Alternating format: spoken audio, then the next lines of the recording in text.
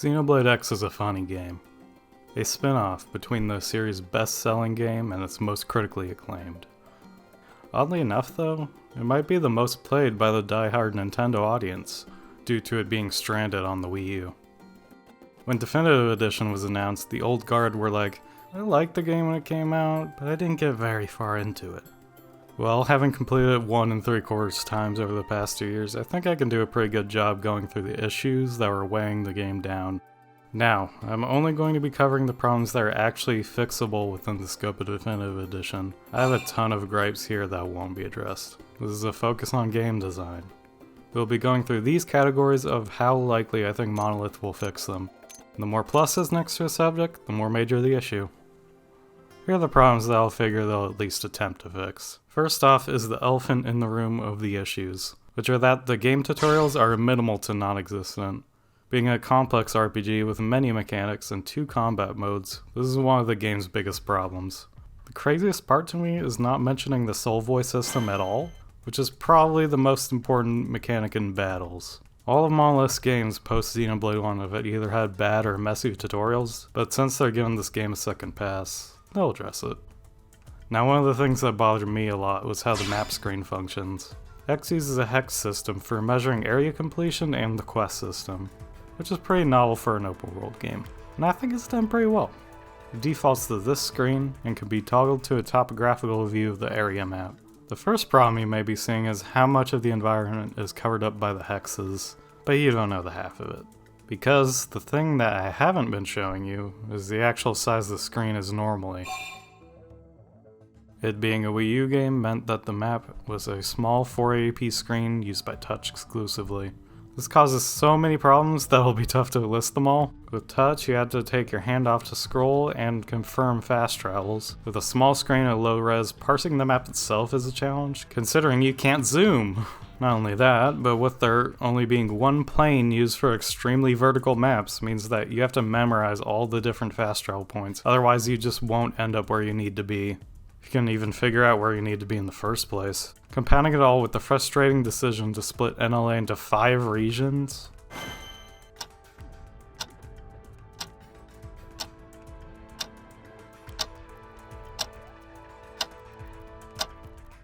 Prepare to do this maneuver hundreds of times in a playthrough, so have fun. In short, fix it. Anyway, this is an easy one here. Load times are really long on Wii U.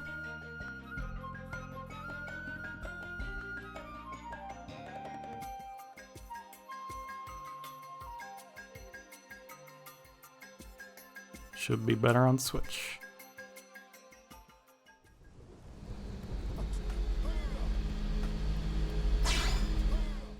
A somewhat controversial one is the character creator.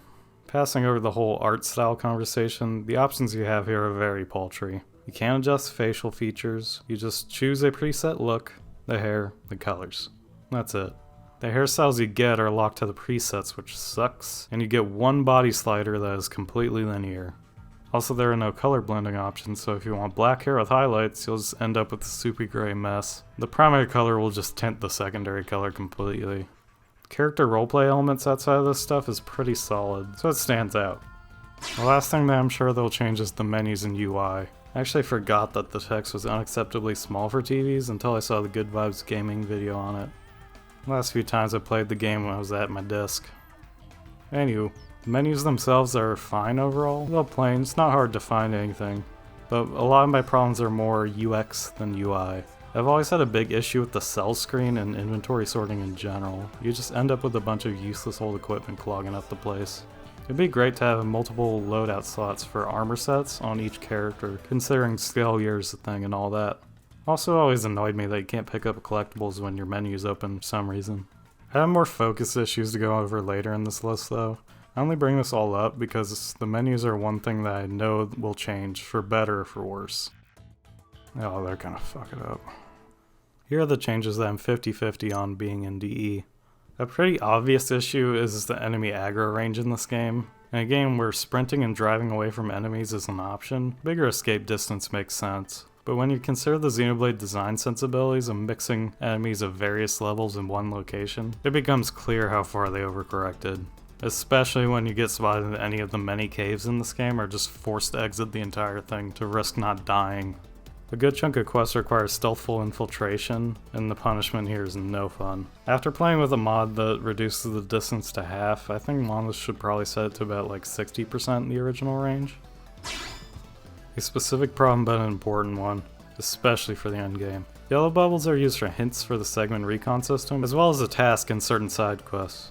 Good luck finding them! The draw distance is so pitifully small that you'll only run into them randomly. This isn't a big problem for the hints, but when a quest hits you with the look for info in the whole of the administration district, prepare to search every nook and cranny of the 2 floors and having a terrible time. They do this more than once, so it's a small change, but it has a big impact on the overall experience.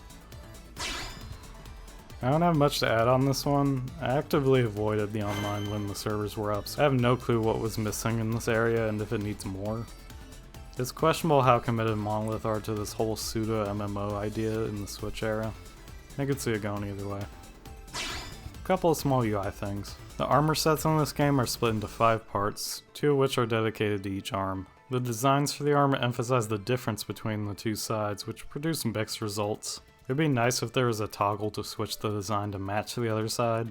They also offer an option to change your character's dominant hand in combat, just for fun. The quest text is pretty anemic. Adding hints from monster locations like Xenoblade 1 did would especially help because of the size of the continents here. A simple find quality fuses from Pugilist and Oblivia could be gather 3 quality fuses from sword Pugilith cannons around the Mesa Fortress in Oblivia. Lack of mentions on appendage drops is a huge time waster on these missions. Speaking of, Xenoblade X is infamous for its grind. Crafting, quests, affinity, collectibles, all time consuming, but material drops are a whole other beast. The best way to sum it up is that you're RNG checked 3 times. Once for the tier of chest, then for what appendages are added to the chest tier, and finally what the contents are in the categories themselves.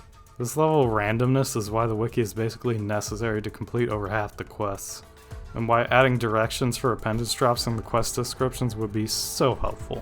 Or honestly, just near guaranteeing the materials on each section. This would also fix the endless grind for creating decent augments. Okay, so there's 17 fucking recruitable party members in this game, and if any of them are out of your battle party, you receive 0 XP. See the problem? Yep. Dumb question. Playing the game and balancing your party member usage, min-maxing with EXP armor, and augments will still result with all your allies 5 to 10 levels below your character the whole game. It's a tedious process that ends up being a waste of time. Also, it completely undermines the weapon and class system by the non-player characters being almost unplayable. Speccing into classes that can't carry a team just ends up being pointless by the middle of the game. This problem is the hardest to playtest and fix, but I hope I illustrated well why it needs to be. Here are the points I think they won't touch, either because it's outside of their original design goals or my lack of confidence in their ability to address these problems adequately. Here's one outside of their original design. You can't freely change time anywhere. Why? Maybe it's something left over from the MMO roots of this project? It isn't a technical limitation, it was easily modded into the game. It's a real kick in the face considering that days are segmented really granularly, with heart-to-hearts moving characters around the city. Want to add L to your team? Too bad, he's somewhere else. Time to wait around or find the nearest rest spot. So dumb. This is like in every video game criticism, but it came up enough that I'll mention it. Typical issues of poor positioning and meter management. The more frustrating issues are them falling off of ledges, them having no clue how to use skills effectively, and being unable to leverage overdrive unless you tell them to. Soul voices in the command menu help, but babying them with the latter is not fun or useful most of the time. Speaking of which, X had a unique challenge in this series, of adapting a high mobility moveset into the action RPG gameplay of the first game. Sprinting, jumping, and 3D flying while keeping full control of your battle time and squad, in addition to the appendage lock system. In some ways it worked. Flying up and down with the triggers is natural and doesn't interrupt the flow. Jumping is also on trigger, while sprint was on the new left stick click. Everything else is a flop in execution. The battle palette is weirdly bare, with the center dedicated to one action and D-pad up no longer being a macro to go back there, making navigation much clunkier. Moving actions there compared to 1 makes no sense, considering how overstuffed every other button is. Holding right bumper is a mode switch, unlocking target switching between A and Y, as well as some squad command hotkeys. The thing missing here is a way to switch which appendage you're targeting. If you need to take a specific appendage down, you have to do this awkward dance around an enemy and perfectly time a lock. Really makes grinding mats more of a pain.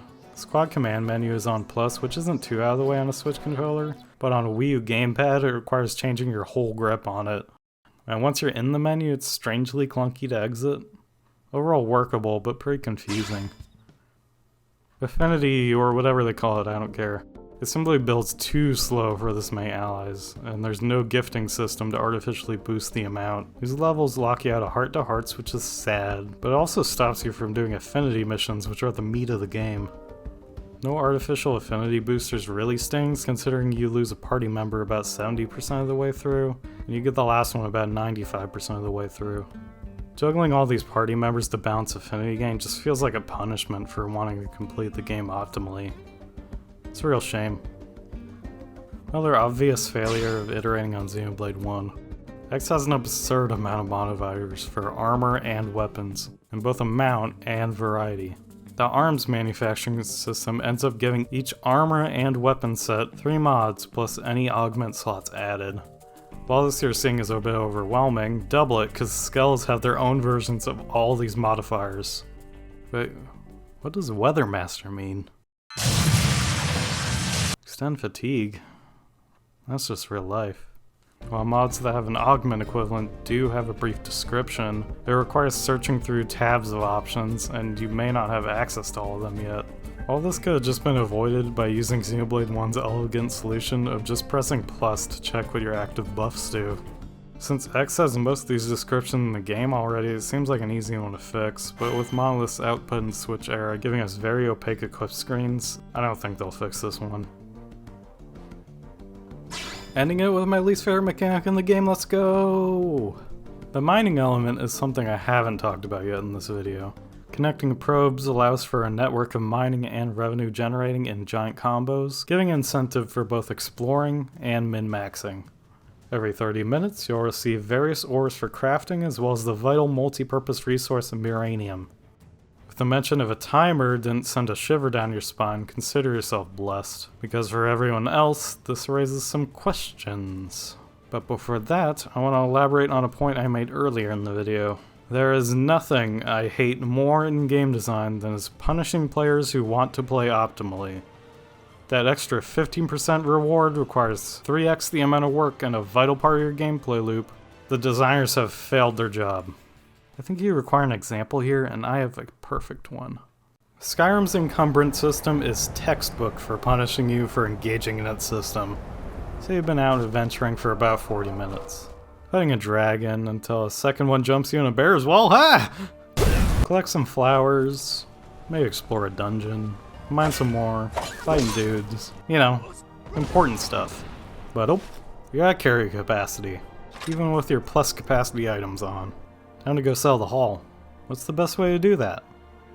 Well, grab Blessing of Xanathar, travel to a town with a vendor with your opposite gender, crawl your way over to their shop, melt down your ore, craft your jewelry from your keep, equip your discount armor, sell stuff, out of money, go somewhere else, sell stuff, out of money, go somewhere else, out of money, give up on your gender bonus, out of money, out of money, out of money, buy an ingot to buff your weapon to sell it, finally sell it, use your new money on a trainer. What was I even doing? That was a 13-minute break from the intended gameplay loop. And I didn't even sell everything yet! This is the most comparable system to Miranium, because Miranium has a capacity limit, meaning that playing the game to reward your standing rewards you with having to stop everything that you're doing every 25 minutes. You'll just max out. And unlike Skyrim, where money is ultimately useless, Miranium is necessary for crafting augments, completing quests, adding slots to equipment, and throwing all the rest towards your arms manufacturers, which will add new items and permanently buff all your armor, weapons, and skills. This should be a reward, but it just doesn't feel like it. Either make storage probes way better or just remove the cap, I don't care which. Alright, thank God that's over. As a wrap-up, I think it'd be fun to scrape through the trailers so far and use this as a checklist. The White Whale was designed to carry an exceedingly large number of passengers, all of them held in stasis, all housed in a unit called the Lifehold.